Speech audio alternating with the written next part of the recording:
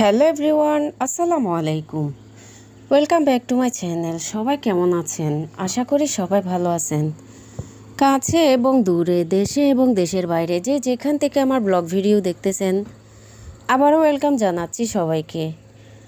সব সময়ের মতো আমি আজও আরও একটি ডেইলি ব্লগ আপনাদের সাথে শেয়ার করতেছি।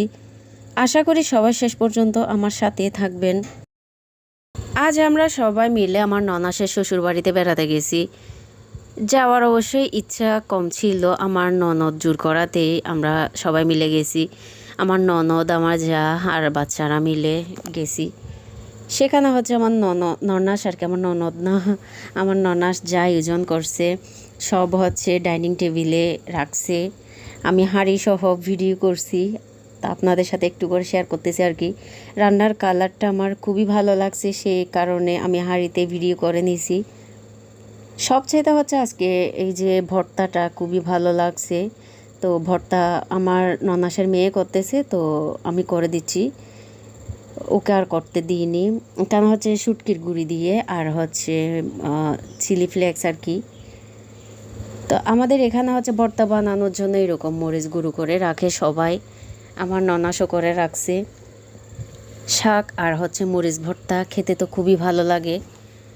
আপনারা কার কার পছন্দ এরকম শাক আর এরকম মরিচ ভর্তা আমাকে কমেন্টে জানাবেন আর কি।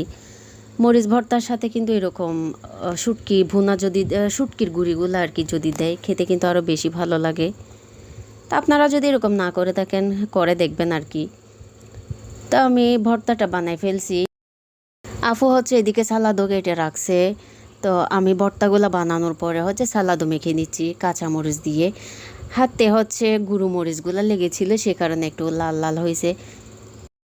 আমাদের জন্য এখানে খাবারের অনেক আইটেম করছে।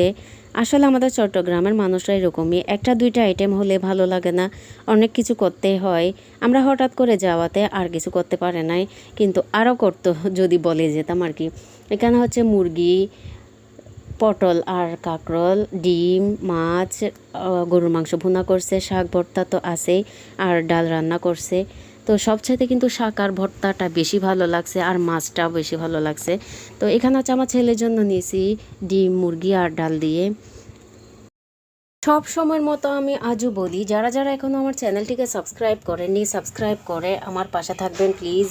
আর যারা করে ফেলেছেন সবাইকে অসংখ্য ধন্যবাদ।